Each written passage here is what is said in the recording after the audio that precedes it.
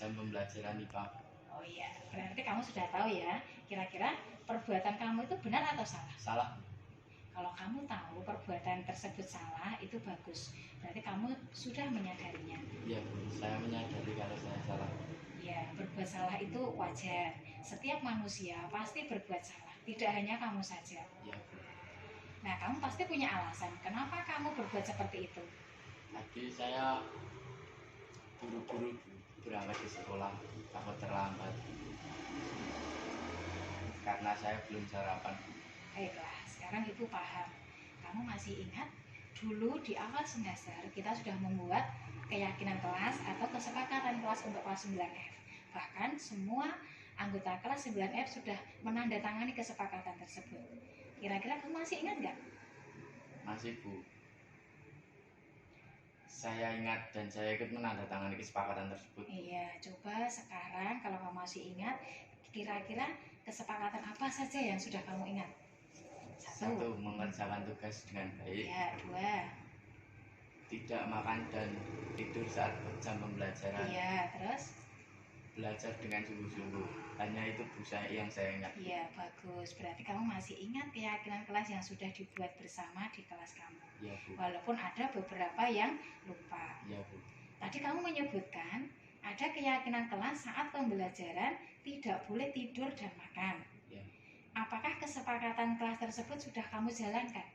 Saya belum menaati kesepakatan tersebut Bu.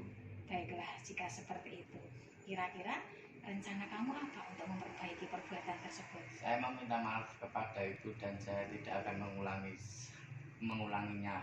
Saya akan makan saat jam istirahat Bu. Iya, bagus sekali kalau kamu sudah berpikir seperti itu.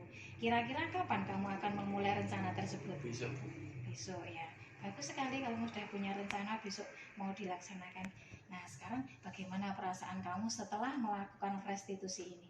Perasaan saya lega Bu. Saya merasa harus bertanggung jawab dengan apa yang saya lakukan dan saya akan menaati kesepakatan kelas tersebut Bu. Bagus sekali. Saya terima kasih Bu dan saya mohon maaf ya Bu. Sama-sama.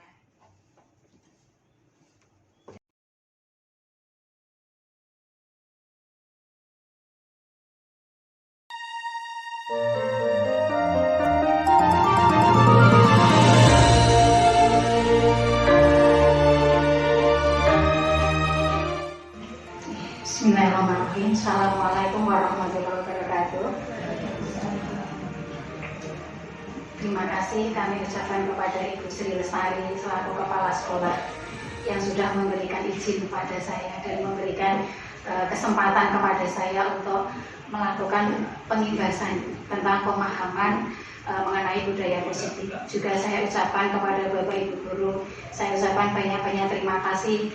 Bapak Ibu Guru masih berkenan meluangkan waktu dalam kegiatan ini.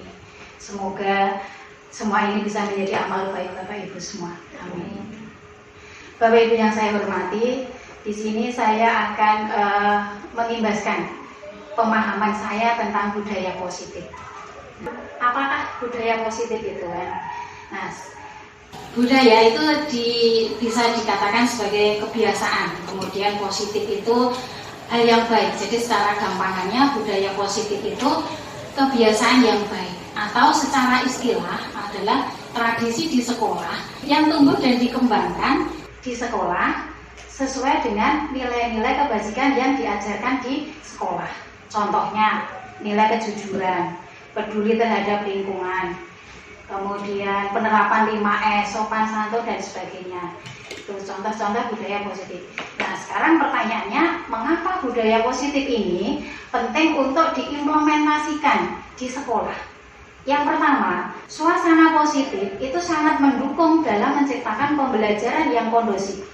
Guru dan siswa akan merasakan pembelajaran itu terasa menyenangkan apabila suasananya nyaman dan positif. Sehingga pada akhirnya pembelajaran itu bukan merupakan suatu beban, tetapi pembelajaran itu menjadi suatu kebutuhan bagi kita dan bagi murid. Kemudian yang kedua, suasana yang positif itu akan menggerakkan moral positif, sehingga murid itu akan memiliki karakter. Nah, karakter yang dituju di sini adalah karakter anak yang mencerminkan profil pelajar Pancasila, yaitu ada 6 dimensi. beriman, bertakwa kepada Tuhan Yang Maha Esa dan berakhlak mulia, berkebinekaan global, bergotong royong, mandiri, bernalar kritis dan kreatif. Nah, sekarang langkah-langkah strategis apa yang akan kita terapkan untuk mewujudkan budaya positif tersebut? Yang pertama adalah merubah paradigma belajar. Kemudian yang kedua, disiplin positif yang didasarkan pada motivasi perilaku manusia dan kebutuhan dasar manusia. Yang berikutnya, menerapkan posisi kontrol, kemudian membuat keyakinan kelas, dan yang terakhir adalah menerapkan segitiga restitusi. Baik Bapak Ibu, kita mulai dari yang pertama, mengubah paradigma belajar. Contoh perubahan paradigma belajar. Contohnya apa saja? Ini saya ambil 3 contoh. Yang pertama adalah kebutuhan kita sama. Kita beranggapan bahwa kebutuhan kita itu sama.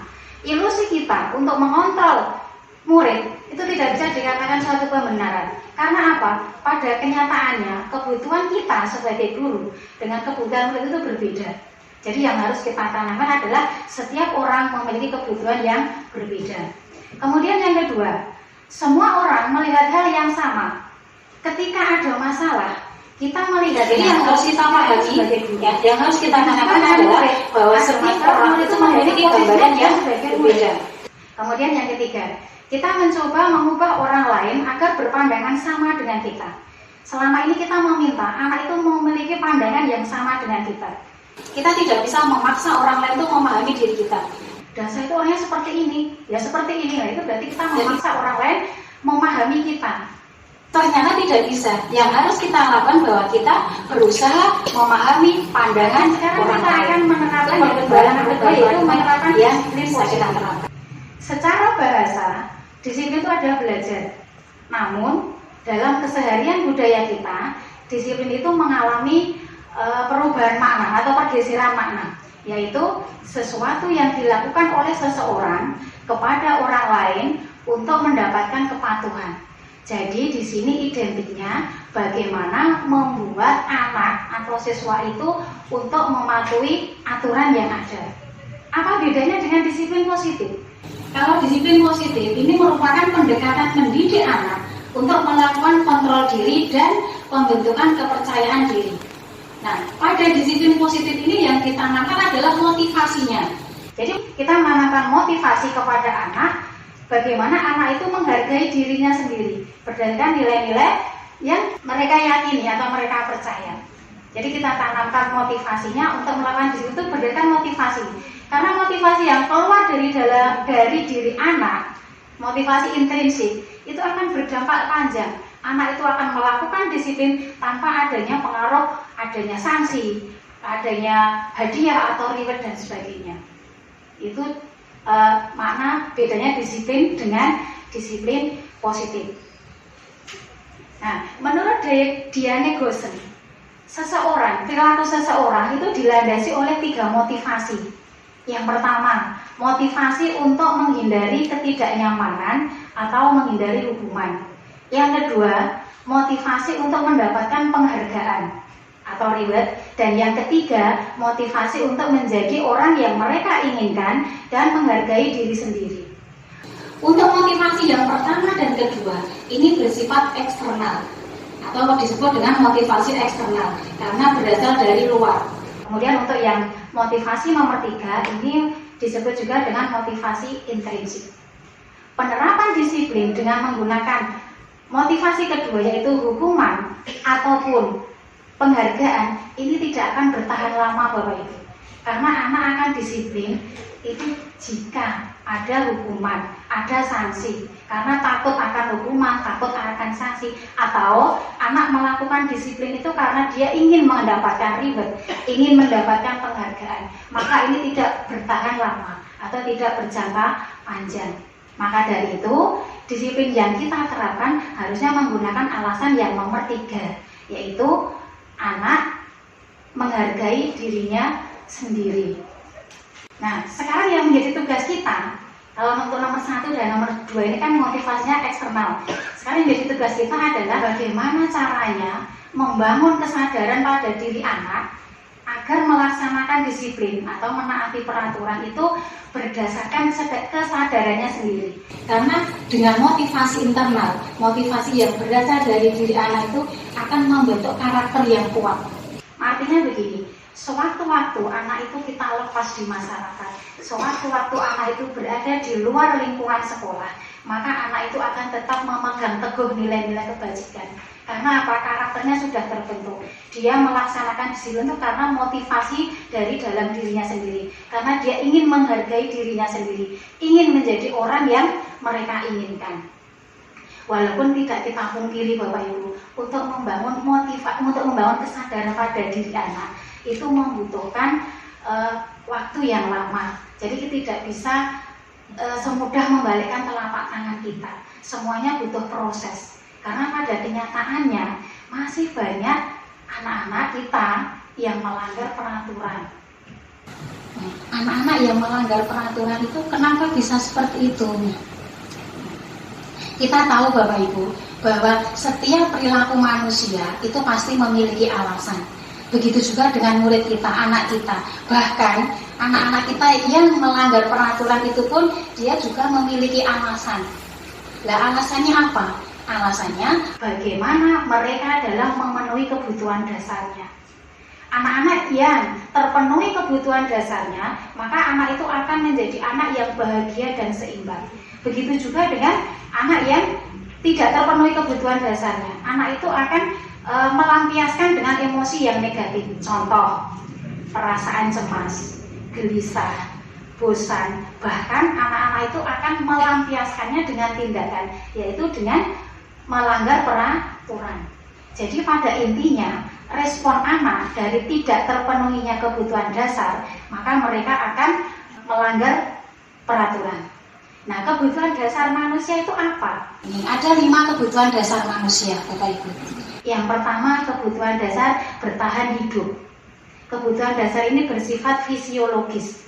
Misalnya makan, tidur, rumah, kesehatan. Itu bersifat fisiologis. Ini masuk pada kebutuhan bertahan hidup. Nah, terkadang dalam pembelajaran kita menemui anak itu tidur. Ya. Anak itu tidur karena apa? Karena dia itu dalam rangka memenuhi kebutuhan dasarnya, kebutuhan bertahan hidup. Yang kedua adalah kebutuhan kasih sayang dan rasa diterima. Ini bersifat psikologis. Sama seperti kita sebagai manusia, anak-anak itu juga ingin disayangi, ingin diterima oleh teman-temannya, oleh gurunya, oleh anggota kelompoknya, walaupun dengan latar belakang yang berbeda-beda. Kemudian yang ketiga adalah kebutuhan kebebasan. Ini juga merupakan kebutuhan psikologis ya.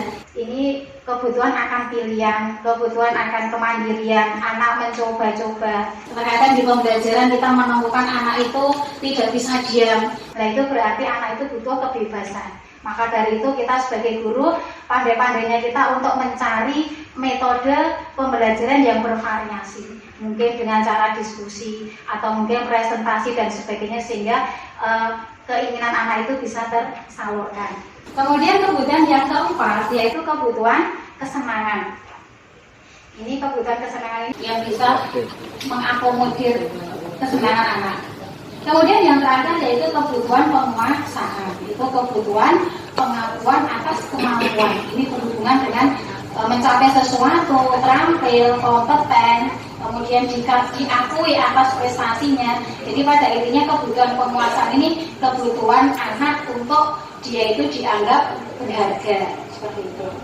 Nah, untuk mengatasi anak-anak yang dalam rangka memenuhi kebutuhan dasarnya, dia harus mendapatkan benturan sehingga dia melanggar peraturan, maka penerapan posisi kontrol ini ada 5 yang kita ketahui ya. Ada posisi penghukum. Nah, pada posisi penghukum ini biasanya nada suara yang digunakan oleh Bapak Ibu guru itu nada suara yang tinggi. Kemudian bahasa tubuhnya itu mencekam, menyeramkan gitu ya.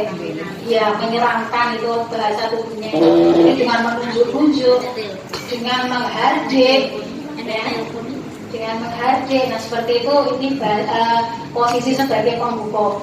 Nah hukuman ini bisa hukuman dalam bentuk fisik, bisa juga hukuman dalam bentuk verbal atau psikis.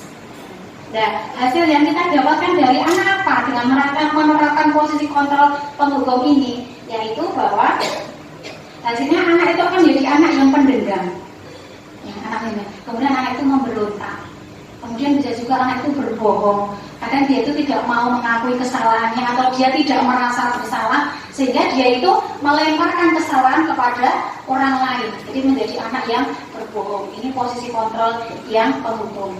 Kemudian yang kedua adalah posisi kontrol pembuat rasa bersalah.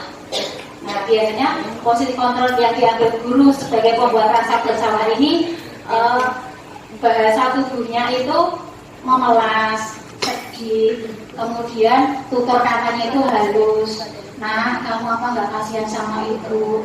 Rumah ibu jauh, berangkat dari rumah jam sekian, sampai sini mengajar anak, ternyata kamu kelakuannya seperti ini. Nah, seperti itu pembuat rasa bersalah. Memang nada suaranya tidak tinggi, ya, halus, wajahnya memelas. Nah, tapi itu apa yang kita dapatkan dari anak, hasil apa yang kita dapatkan dari anak, bahwa anak itu akan merasa bersalah. Kemudian anak itu menjadi pendiam. Pendiam kenapa? Dia menyembunyikan masalahnya. Dia tidak mau mengungkapkan masalahnya karena takut. Dia sudah merasa bersalah duluan.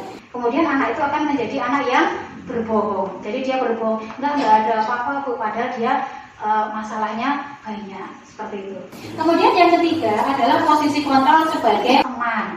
Nah ini biasanya akrab dengan anak-anak, ya. Kemudian banyak senyum, guru itu banyak senyum, kemudian suaranya ramah. Nah, posisi kontrol sebagai teman ini ada sisi negatif, sisi positifnya, hubungan dengan anak itu terjalin dengan baik, sehingga menggunakan hubungan ini untuk mempengaruhi orang lain itu mudah sekali. Ini sisi positifnya. Tapi hasil yang kita dapatkan dari anak itu akan menjadi lemah. Anak itu akan menjadi ketergantungan. Alah nggak apa-apa, akan ada Pak Guru nanti yang mengatasi. Nah, seperti itu, tergantung pada gurunya. Kemudian posisi kontrol yang keempat adalah posisi kontrol pemantau. Nah, posisi kontrol pemantau ini biasanya nada suaranya datar, bahasa tubuhnya itu terlalu formal. Nah, pada saat memantau, guru itu bertanggung jawab atas perilaku anak itu berdasarkan pada peraturan dan konsekuensi. Jadi kalau anak melanggar peraturan, dia langsung dititik beratkan atau didasarkan pada peraturan. Kamu tahu peraturannya seperti apa? Iya tahu Pak. Berarti tahu konsekuensinya? Iya Pak. Nah seperti itu. Jadi didasarkan pada peraturan dan konsekuensi. Nah hasil yang didapatkan apa? Anak itu hanya akan menitik beratkan pada konsekuensi. Jadi anak itu melakukan disiplin itu tidak berdasarkan motivasi, tidak berdasarkan kesadaran dari diri, tapi karena menitik beratkan pada konsekuensi yang harus dia terima. Kemudian yang terakhir adalah posisi manajer. Ini posisi yang paling bagus. Ini biasanya nada suaranya halus, tulus, bahasa tubuhnya tidak kaku. Kemudian anak ini, guru ini mendekat pada anak. Nah, yang dilakukan posisi manajer ini, guru itu selalu mempersilahkan anak mempertanggungjawabkan kesalahannya. Guru itu selalu mendukung anak dalam mencari solusinya. Ya. Jadi anak itu akrab dengan guru, posisinya manajer. Kemudian guru bersama-sama dengan anak berkolaborasi untuk memperbaiki atau menyelesaikan masalahnya. Hasil yang didapat apa dari anak? Hasil yang didapat yaitu anak itu akan bisa mengevaluasi dirinya. Jadi anak itu bisa mengevaluasi dirinya, kemudian kalau sudah bisa mengevaluasi dirinya, maka anak itu akan bertanggung jawab terhadap apa yang dia lakukan. Kemudian anak itu juga yang paling penting yaitu menghargai dirinya sendiri. Jadi ini ada 5 posisi kontrol. Mari Bapak Ibu kita berkaca. Selama ini posisi kontrol kita yang sudah kita terapkan pada anak itu yang mana? Ya.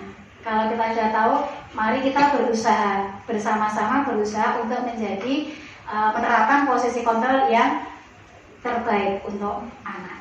Semuanya itu butuh proses Bapak Ibu, tidak semudah membalikkan telapak tangannya. Nah, kemudian Langkah yang berikutnya yaitu membuat keyakinan kelas. Menurut Ki Hajar Dewantoro, kita guru bisa membantu murid melaksanakan disiplin dalam keadaan merdeka atau tanpa suatu paksaan. Nah, keyakinan kelas ini dianggap sebagai salah satu cara untuk menerapkan disiplin tersebut. Kenapa keyakinan kelas dianggap cara membantu anak dalam mendisiplinkan anak dalam keadaan merdeka? Karena keyakinan kelas ini dibuat bersama-sama oleh anggota kelas. Ya, keyakinan kelas atau kesepakatan kelas itu dibuat oleh anggota kelas. Ide-idenya berasal dari anak, bukan dari kita sebagai guru, tapi anak sendiri yang maka dari itu sebaiknya diidentifikasi dulu nilai-nilai kebajikan apa yang akan kita kembangkan pada kelas tersebut. Kemudian kalau sudah, anak-anak diminta untuk menuliskan satu pendapat atau satu ide tentang nilai-nilai tersebut. Dalam kelas ada 32 anak, berarti ada 32 ide atau 32 pendapat. Pasti ada ide atau pendapat yang sama, ya kan? Ada yang sama. Nah, tugas kita sebagai guru membantu anak-anak untuk mengerucutkan atau mengelompokkan ide-ide tersebut, kemudian menjadi kesimpulan. Kesimpulan itu menjadi suatu kesepakatan kelas. Kesepakatan kelas itu nanti akan menjadi suatu keyakinan kelas yang nanti akan dilaksanakan oleh semua anggota kelas. Nah, sebaiknya keyakinan kelas itu jangan terlalu banyak. Ya, sebaiknya jangan terlalu banyak. Karena apa? Biar mudah diingat anak. Kita memantaunya pun juga lebih mudah. Kalau terlalu banyak itu anak itu sulit akan memahami, bahkan mengingatnya itu sulit.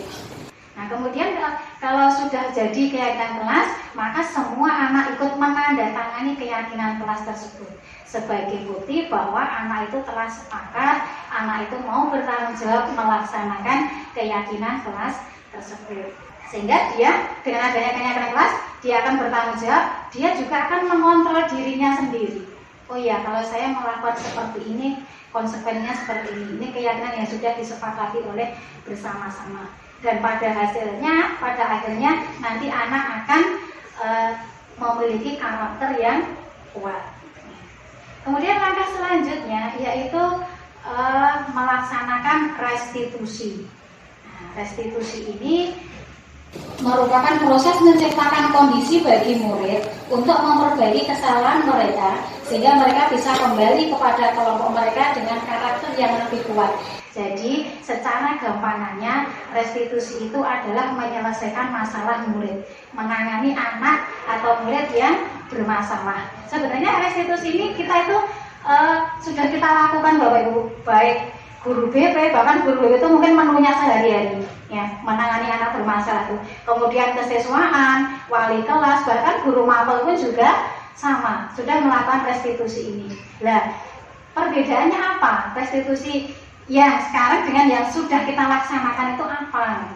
Bahwa restitusi itu akan tawaran, bukan paksaan. Bukan menebus kesalahan, tapi membuat anak itu belajar seperti ini untuk memperbaiki. Tidak seperti itu, tapi kita tawarkan. Itu restitusi. Kemudian kita dalam restitusi itu kita mencari kebutuhan dasar anak apa yang mendasari anak itu melakukan tindakan yang salah. Oh, kebutuhan dasar anak yang belum terpenuhi itu apa? Sehingga anak itu melakukan tindakan seperti ini. Itu kita cari dalam restitusi itu. Dan yang paling penting adalah restitusi itu menguatkan karakternya. Bukan tindakannya yang dikuatkan, tapi karakternya yang kita kuatkan. Nah, dalam melaksanakan restitusi, ini ada 3 tahapan Bapak Ibu. Nih, dikatakan sebagai segitiga restitusi. Yang paling dasar, ini tahap yang pertama, yaitu menstabilkan identitas. Pada tahap ini berada di bagian paling dasar, bagian yang penting, karena tujuannya ini adalah mengubah identitas yang gagal menjadi identitas yang sukses. Anak melakukan kesalahan itu berarti identitasnya gagal. Nah, kita harus merubahnya di sini, di dasar ini. Kalau anak sudah gagal melakukan kesalahan, berarti identitasnya gagal. Kita jangan mengkritik anak di sini, kamu salah dan segini. Jangan dulu, kita stabilkan dulu emosinya anak. Kita tenangkan anak itu, ya. Kita yakinkan anak itu, ya. Kita jangan mengkritik anak di sini. Kamu salah dan sini. Itu kan tempat salah dan lupa. Wajar. Dulu ibu guru juga sama seperti kamu pernah melakukan kesalahan yang sama. Jadi istilahnya dalam sehari kita itu anak itu kita bombong gitu, ya. Jangan langsung disalahkan, tapi anak itu kita bombong, kita angkat, kita stabilkan dulu, kita tenangkan emosinya. Nah, kemudian kalau anak itu sudah tenang, maka kita masuk tahap yang kedua, yaitu validasi tindakan yang salah. Baru kita menanyakan, nah, kamu pasti melakukan hal ini, itu pasti ada alasannya. Tadi seperti setiap perilaku manusia itu kan pasti ada alasannya lah. Kita cari validasi tindakan yang salah. Jadi pada tahap ini, sisi yang ini ya, kita mencari kebutuhan dasar anak apa yang mendasari anak itu melakukan tindakan. Alasannya mengapa anak itu melakukan tindakan seperti itu. Ini validasi tindakan yang salah. Jadi di sini untuk memenuhi kebutuhan dasarnya kita pahami dulu. Kemudian yang ketiga, tahap yang ketiga yaitu menanyakan keyakinan. Ya, kalau kamu sudah tahu kesalahan kamu seperti ini, kamu masih ingat keyakinan kelas kita yang kita buat kemarin secara bersama-sama, iya Bu. Kemudian kalau keyakinan kelasnya seperti ini, terus kamu melakukan seperti ini, kira-kira kamu sudah melakukan kesepakatan lain atau belum? Seperti itu, ditanyakan keyakinannya. Belum Bu, terus kira-kira rencana kamu apa? Seperti itu. Ya, ini segitiga restitusi. Jadi Bapak Ibu, dengan menerapkan posisi kontrol kita sebagai manajer, kemudian membantu anak mendisiplinkan dengan cara membuat keyakinan kelas, kemudian menangani anak dengan menggunakan segitiga restitusi ini, maka anak itu akan menjadi lebih bertanggung jawab. Kalau sudah bertanggung jawab, maka disiplin positif akan tercipta. Kalau disiplin positif akan tercipta, maka budaya positif akan tumbuh, akan terwujud. Sehingga goalnya untuk menjadikan anak memiliki karakter yang mencerminkan profil pelajar Pancasila akan terwujud. Ini contoh penerapan restitusi yang saya lakukan kemarin.